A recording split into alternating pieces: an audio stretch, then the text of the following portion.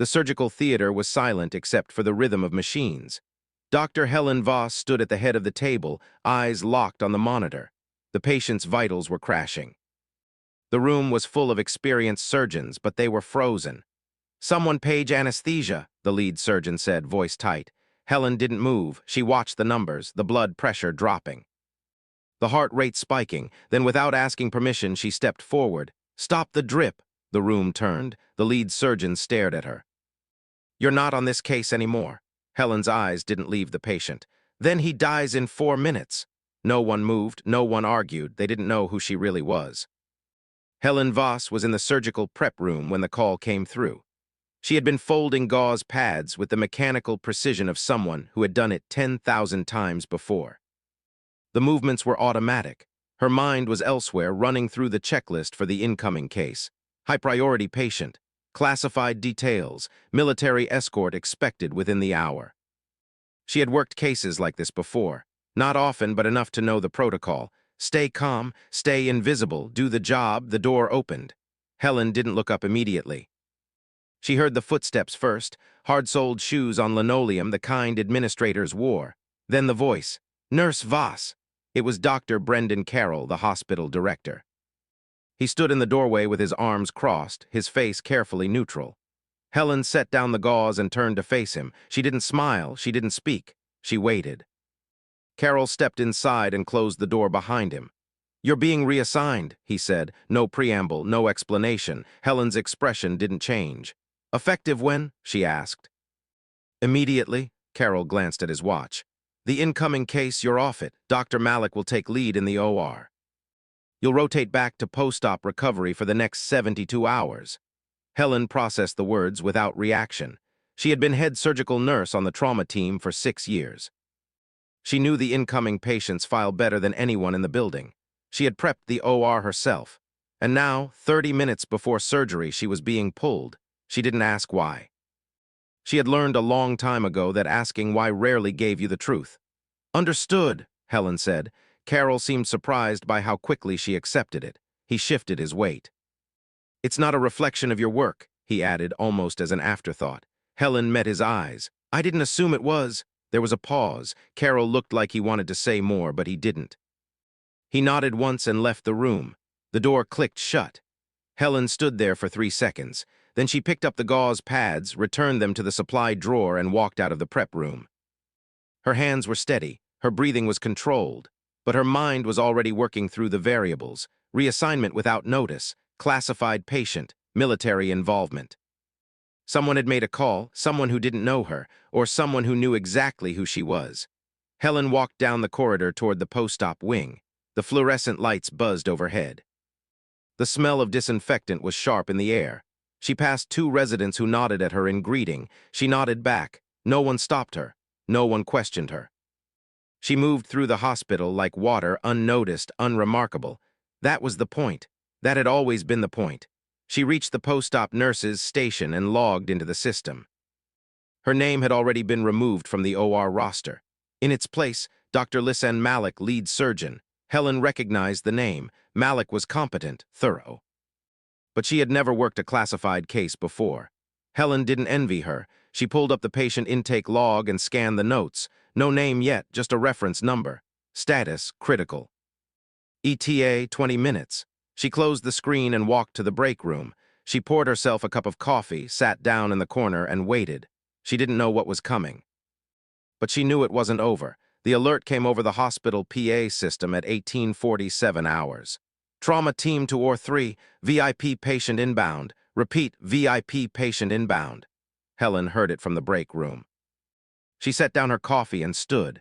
She wasn't assigned to the case, but she moved toward the surgical wing anyway, old instincts.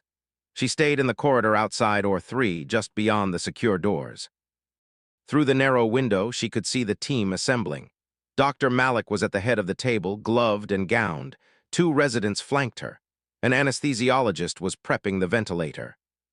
Everyone moved with focused urgency, but Helen could see the tension in their shoulders, the way Malik checked the instrument tray twice, the way the residents avoided eye contact with each other. They were nervous. The doors at the end of the hall opened. 2 men in dark suits entered first, scanning the corridor. Behind them, a stretcher rolled in, pushed by a pair of Navy corpsmen in dress uniforms. On the stretcher was a man in his early 60s, unconscious, his skin pale beneath the oxygen mask. His chest rose and fell in shallow, labored breaths. Blood had soaked through the dressing on his abdomen. Helen recognized the uniform insignia before she saw his face. 4 stars, Navy, Admiral. The corpsmen moved quickly but carefully, transferring the patient onto the surgical table. One of them handed a tablet to Dr. Malik. "Admiral Raymond Hale," he said quietly. "Internal hemorrhage following a training accident. He's been stable for transport, but he's lost a lot of blood." Malik nodded, her jaw tight. She glanced at the tablet, then at the patient. "We'll take it from here," she said. The corpsmen stepped back. One of them looked toward the window where Helen was standing. His eyes lingered for a moment, then he turned and left with the others. Helen stayed where she was. She watched the team begin their work. Malik called out orders. The residents responded. The anesthesiologist adjusted the sedation levels. Everything looked correct. Everything looked controlled, but Helen saw the hesitation. The extra second Malik took before making an incision, the way the resident's hand trembled as he held the retractor. The silence in the room that felt too heavy. She had worked with Admiral Hale before, not here, not in a hospital. But in another life, in another theater, where the operating rooms were tense and the patients were carried in on stretchers made of canvas and hope. He had been a captain then. She had been a lieutenant. He didn't know her name and she didn't know his rank would one day carry 4 stars. But she remembered his voice, calm, even when everything around them was burning. Helen took a step back from the window. She shouldn't be here. She had been reassigned. But something in her gut told her this wasn't going to go smoothly. She looked down the hall toward the post-op wing, then back at the OR. She made her decision. She stayed. It happened 12 minutes into the prep. Helen saw it through the glass. Admiral Hale's eyes opened. Not fully, just a flicker of consciousness breaking through the sedation. His hand moved just slightly, but enough. Dr. Malik noticed immediately. She leaned over him, her voice calm but firm. "Admiral Hale, you're in surgery. We need you to stay calm. We're going to take care of you." The Admiral's lips moved. No sound at first. Then a whisper. Malik leaned closer. Helen couldn't hear the words, but she saw Malik's face change. Confusion, then alarm. "Say that again, sir," Malik said. The Admiral's eyes opened wider. His hand gripped the edge of the table. His voice was stronger this time, loud enough that Helen heard it through the glass. "Where S. Voss?" The room froze. Malik straightened. She looked at the residents. They looked back at her blank. "Who's Voss?" one of them asked. The Admiral's breathing quickened. The monitors began to beep. His heart rate was climbing. "I need Voss," he said again. His voice was strained, but there was no confusion in it. "I don't go under without her." Malik's eyes darted to the anesthesiologist. "We need to sedate him now." "Not yet," the Admiral said. His hand shot out and grabbed Malik's wrist, not violently, but firmly. "Get me Voss." Malik pulled her hand back gently. "Sir, I don't know who that is, but I promise you we have the best team. I don't care about your team." The Admiral's voice cut through the room like a blade. "I want Captain Voss." She was assigned to this case. "Where is she?" The door to the OR opened. Dr. Carroll stepped inside, his face tight. He must have been watching from the observation room. "Admiral Hale," he said, his voice smooth and practiced. "I'm Dr. Carroll, the hospital director. We're going to take excellent care of you, but we need you to let us proceed." The Admiral didn't look at him. His eyes were scanning the room. "Voss," he repeated. "Captain Helen Voss, she's here." "I know she's here." Carroll's face went pale. He glanced at Malik, then at the window. His eyes found Helen. She was standing just outside the door, arms at her sides, watching. Carroll stepped out of the OR. The door hissed shut behind him. He walked up to Helen, his voice low and sharp. "What the hell is going on?" Helen didn't blink. "He wants me in the room." "He called you captain," Carroll said. "You're a nurse." "I'm both," Helen said quietly. Carroll stared at her. For a long moment he didn't speak. Then he looked back through the window at the Admiral, whose vitals were spiking on the monitors. "If he doesn't go under in the next 5 minutes," Helen said, "he's going to code." Carroll's jaw tightened. He looked at her one more time, then he stepped aside. "Get in there."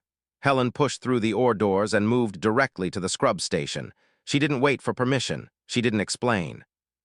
She turned on the water, lathered her hands to the elbows. and began the surgical scrub with the same methodical precision she had used 1,000 times before. Behind her, the room was silent except for the monitors. She could feel every pair of eyes on her back. Dr. Malik stood frozen at the table. The residents exchanged glances. The anesthesiologist looked at Carol, who had followed Helen inside and now stood near the door, arms crossed, his face unreadable. Helen finished scrubbing. She dried her hands, stepped into a surgical gown that one of the nurses held open for her, and snapped on a pair of gloves. Then she walked to the table. Admiral Hale's eyes were still open. They tracked her as she approached. His breathing slowed, the beeping from the monitors eased. Helen stopped beside him just above his head near the anesthesia station. She looked down at him. "Sir," she said quietly. He nodded once. "Captain." "I'm here," Helen said. "You can go under now." The Admiral's eyes closed. His hand, which had been gripping the edge of the table, relaxed. "Proceed," he murmured. Then he was silent. Helen looked at the anesthesiologist. "He's ready." The anesthesiologist, a man in his 40s with steady hands and 15 years of experience, stared at her for a moment. Then he nodded and adjusted the IV drip. The Admiral's breathing deepened. His body went still. "He's under," the anesthesiologist confirmed. Helen turned to Dr. Malik. Malik was still standing with a scalpel in her hand, her eyes locked on Helen. "Who are you?" Malik asked. Her voice wasn't hostile, just stunned. "I'm the surgical nurse who was assigned to this case," Helen said evenly, "until an hour ago. He called you captain." "Yes. Are you military?" "I was." Helen gestured toward the patient. "We can talk after. Right now he's bleeding out." Malik blinked. Then she looked down at the Admiral's abdomen, at the blood-soaked dressing, and the reality of the situation snapped back into focus. She nodded. "Right, let's go." She made the first incision. Helen didn't take over. She didn't give orders. She stood at her station and watched. She tracked the monitors. She anticipated the next instrument before it was called. She adjusted the IV line when the anesthesiologist's attention was elsewhere. She was a presence, steady, calm, invisible until the moment she was needed, and everyone in the room felt it. 10 minutes into the surgery, one of the residents fumbled a clamp. Helen's hand was there before it hit the floor. She handed him a new one without a word. He mumbled a thank you. She didn't respond. 15 minutes in, Malik called for suction. The nurse on her left moved too slowly. Helen stepped in, repositioned the suction tube, and cleared the field in 2 seconds. Malik glanced at her. "Thank you," Helen nodded. 20 minutes in, the real problem appeared. The bleed was deeper than expected. Malik had opened the abdominal cavity and located the primary source, a torn vessel near the liver. She clamped it, sutured it, and called for confirmation from the imaging monitor. The resident zoomed in. "Looks clean," he said, but Helen saw it, a shadow, a second tier smaller, hidden beneath the hepatic artery. "Doctor," Helen said quietly. Malik didn't look up. "What is it?" "Second bleeder, posterior to the hepatic." Malik froze. She looked at the monitor again, then at the field. "I don't see it." "You will in 30 seconds, Helen said. Her voice was calm, not urgent, just certain. Malik hesitated, then the monitors beeped. The blood pressure dropped. The second bleed opened. Blood flooded the surgical field. "Suction," Malik shouted. The nurse moved in, but the blood was coming too fast. The field was drowning. Malik's hands were shaking. "I need better access. Retract." The resident pulled the retractor, but the angle was wrong. The bleeder was behind the artery, almost impossible to reach without risking further damage. Helen didn't ask, she moved. She stepped to Malik's side, took the retractor from the resident's hands and repositioned it. Not roughly, not fast, just precise. The angle changed. The bleeder came into view. "There," Helen said. Malik saw it now. She reached in with forceps, but her hand was trembling. Helen placed her own gloved hand over Malik's wrist, not controlling it. "Just steadying it."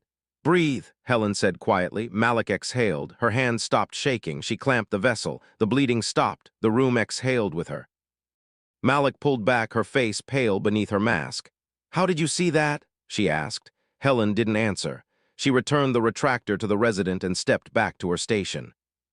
The surgery continued, but the room had changed. No one questioned her again. The surgery lasted another 90 minutes. By the time they closed, the Admiral's vitals were stable. He was transferred to intensive care under armed guard. Helen scrubbed out in silence. She peeled off her gloves, tossed them in the medical waste bin, and washed her hands under water so hot it almost burned. She dried them carefully, then walked out into the hallway. Doctor. Carol was waiting for her, so was someone else. A man in a dark suit, late 40s, with the calm, unreadable face of someone who worked in intelligence. He held a tablet in one hand. Nurse Voss, Carol said. His voice was tight. This is Mr. Dalton. He's with the Department of Defense. Helen looked at Dalton. He didn't offer his hand, neither did she. We need to talk, Dalton said. About what? Helen asked. About why a surgical nurse has a service record that's 90% redacted, Dalton said. He turned the tablet toward her. On the screen was her personnel file. Name, Helen Voss. Rank, Captain USN, retired. Service branch, Naval Special Warfare Command. Deployments, redacted. Decorations, redacted. Clearance level, redacted. Dalton looked at her. You want to explain this? Helen glanced at the screen, then back at him. No, she said. Dalton's jaw tightened. Admiral Hale refused surgery unless you were present. That makes you a security concern. The Admiral is alive, Helen said. That makes me effective. Carol stepped forward. Helen, we need to understand what's going on. You've been working here for 6 years. We had no idea you were. What? Helen interrupted. Military. You never asked? We did a background check, Carol said. It came back clean, standard nursing credentials, nothing else. Then the check was incomplete, Helen said. She looked at Dalton. You already know what I am. You wouldn't be here if you didn't. So what do you want? Dalton studied her for a long moment. Then he closed the tablet. I want to know why you were pulled from this case an hour before surgery. Helen didn't blink. So do I? Dalton's eyes narrowed. You're saying you don't know. I'm saying I was reassigned without explanation, Helen said. And 30 minutes later, a 4-star admiral arrived under military escort. You do the math. Carol's face went pale. Are you saying someone tried to keep you away from him? I'm saying someone made a call, Helen said. And it wasn't a medical one. Dalton looked at Carol. Carol looked at the floor. We'll be in touch, Dalton said finally. He turned and walked down the hall, his footsteps echoing on the tile. Carol stood there for a moment longer. You should have told us, he said quietly. Helen met his eyes. Would it have mattered? He didn't answer. Helen walked past him down the corridor and out of sight. 2 days later, Helen received new orders, not from the hospital, from someone higher up the chain. She was being reassigned. Again. This time off the surgical floor entirely. Her new station, post-operative recovery, 3rd shift, no trauma, no emergency cases, no surgeries. It was a demotion in everything but title. Helen read the memo in the break room, her face expressionless. She folded the paper, slipped it into her pocket, and went back to work. She didn't complain. She didn't protest. She showed up for her first 3rd shift at 2200 hours, checked in at the nurses' station, and began her rounds. The recovery wing was quiet. Most of the patients were asleep. The lights were dim. It was the kind of shift where nothing happened, where you were forgotten. Helen preferred it that way. On her 3rd night, one of the younger nurses found her. Her name was Emily Ross, mid-20s, earnest and still idealistic about the job. She had assisted Helen in the OR during the Admiral's surgery. She approached Helen in the medication room, her voice low. Can I ask you something? Emily said. Helen glanced at her, then returned to counting pills. Go ahead. Why didn't you fight it? Emily asked. The reassignment. Everyone knows you saved that man's life. Dr. Malik even said so in the staff meeting. But you're down here now working nights like they're punishing you. Helen finished counting. She logged the medication and closed the cabinet. I'm not being punished, she said. Then what is this? Emily asked. Helen looked at her. This is me doing my job. But you could have what? Helen interrupted. Her voice was calm, but there was weight behind it. Made a scene, demanded recognition, called a lawyer? Emily hesitated. Yeah, maybe. Helen leaned against the counter. She was quiet for a moment, then she spoke. The Admiral is alive. He's stable. He's going to recover. That's the only thing that matters. But they took you off the floor, Emily said. They buried you down here because you made them look bad. They buried me down here because someone upstairs got nervous, Helen said. And that's fine. I've been buried before. Emily stared at her. How can you be okay with that? Helen smiled just slightly. It was the first time Emily had ever seen her smile. Because I'm not here for recognition, Helen said. I never was. She walked out of the medication room, leaving Emily standing there trying to understand. On the 5th day, Helen was paged. It was unusual. Third shift didn't get pages unless there was an emergency. She picked up the phone at the nurse's station. "This is Voss. Captain Voss," a voice said on the other end. It was one of the ICU nurses. "You have a visitor, room 12. Helen frowned. "I'm not assigned to ICU." "I know," the nurse said, "but he asked for you." Helen hung up. She walked across the hospital to the ICU wing. The guard outside room 12 checked her ID, then stepped aside. She pushed open the door. Admiral Raymond Hale was sitting up in bed. He was still connected to monitors, still had an IV in his arm, but his color had returned. He looked tired but alive. He looked up when she entered. "Captain," he said. Helen closed the door behind her. "Sir?" "Sit," he said, gesturing to the chair beside the bed. Helen hesitated, then sat. For a moment, neither of them spoke. Then the Admiral smiled. It was faint but genuine. "You look the same," he said. "You don't," Helen replied. He laughed. It was a short, rough sound, and it made him wince. "Yeah. 4 stars will do that to you." He looked at her more closely. "They told me you were here. I didn't believe it at first. Helen Voss, working as a nurse in a regional hospital. I thought you'd still be overseas." "I was," Helen said, "for a long time." "What brought you back?" Helen looked out the window. "I got tired of the noise." The Admiral nodded slowly. "I understand that." They sat in silence for a while, then he spoke again. "They tried to keep you out of that OR." "I know," Helen said. "Do you know why?" She shook her head. "Not yet." "I do," the Admiral said. His voice was quieter now. "There's a list, people like you, people who have done things that can't be written down. Someone in Washington didn't want you near me. They thought it was a security risk." "Was it?" Helen asked. The Admiral met her eyes. "No, you saved my life." Helen didn't respond. The Admiral shifted in the bed, wincing again. "You're getting reassigned," he said. It wasn't a question. "Already done," Helen said. "Post-op recovery, 3rd shift." The Admiral's jaw tightened. "That's bullshit." "It's fine," Helen said. "Is it?" "Yes, sir."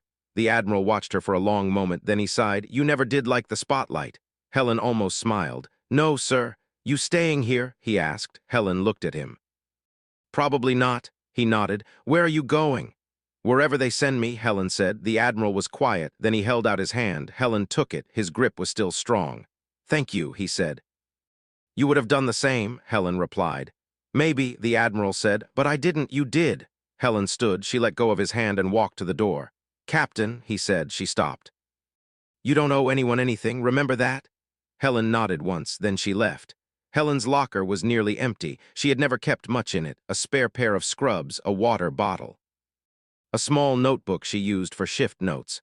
She packed them into a canvas bag, folded her hospital ID badge, and left it on the desk in the break room. It was 600 hours. The morning shift was just arriving. No one noticed her leave. She walked through the rear exit of the hospital, the service door that staff used when they didn't want to be seen. The air outside was cool. The sun was just starting to rise. A black sedan was parked in the far corner of the lot. A man in a navy dress uniform stood beside it. He was young, maybe 30, with the bearing of someone who had been briefed but not told everything. He saw Helen and straightened. "Captain Voss?" Helen nodded. He opened the rear door. "We're ready when you are, ma'am." Helen tossed her bag into the back seat and climbed in. The door closed. The driver got in, started the engine, and pulled out of the lot. Helen looked out the window as the hospital faded behind her. She didn't feel regret. She didn't feel relief. She felt nothing but the steady rhythm of motion, of leaving one place and moving toward the next. That was the only constant in her life. The movement, the mission, the silence in between. The sedan drove for 2 hours. Helen didn't ask where they were going. She didn't need to. When they finally stopped, it was at a small airfield outside the city. A transport plane was waiting on the tarmac, engines already running. The officer opened her door. "Your gear's already loaded, ma'am," he said. "You'll be briefed in flight." Helen stepped out of the car. She looked at the plane, then at the officer. "Where am I going?" "Forward Medical Station," he said. "Classified location." "They need a trauma lead." Helen nodded. She slung her bag over her shoulder and walked toward the plane. The officer watched her go, then he saluted even though she didn't look back. Helen climbed the ramp into the cargo hold. The interior was dark and cold. A few other personnel were already seated, strapped in, eyes closed. She found a seat near the front, buckled in, and closed her eyes. The engines roared, the plane lifted off, and Helen Voss disappeared into the sky. 1 week later, Dr. Brendan Carroll sat alone in his office. It was late. The hospital was quiet. On his desk was a single manila envelope sealed with a Department of Defense stamp. It had been delivered by courier that morning. Carroll had waited until now to open it. He slid his finger under the seal and pulled out the contents. A 2-page memo. Printed on government letterhead, classified, he read it slowly. Subject, Captain Helen Voss, USN, RET. Service Record Summary. Captain Voss served for 18 years in Naval Special Warfare Command. Assigned to forward combat medical units in classified theaters. She holds multiple commendations for valor, including 2 Silver Stars and a Navy Cross. Her record includes 7 combat deployments, 4 under deep cover. She transitioned to reserve status 6 years ago and was embedded in civilian medical infrastructure as part of a joint DoD-HHS program for emergency preparedness. Her reassignment from OR-3 on date redacted was initiated by an external security advisory that has since been rescinded following internal review. Captain Voss has been reactivated and reassigned to forward operations. She is no longer under your jurisdiction. End of memo. Carroll set the paper down. He leaned back in his chair and stared at the ceiling. For 6 years, Helen Voss had worked in his hospital. She had been punctual, professional, unremarkable. She had saved lives. She had trained residents. She had never caused a single problem, and he had never known. He looked at the memo again. At the words embedded and deep cover, he thought about the way she had walked into that OR, the way the Admiral had trusted her without question, the way she had left without saying goodbye. He picked up his phone and pulled up the staff directory. Her name was already gone, deleted from the system, as if she had never been there at all. Carroll closed the file. He turned off his desk lamp, and he sat in the darkness for a long time, thinking about the people who moved through the world unseen, unknown, and utterly indispensable. People like Helen Voss.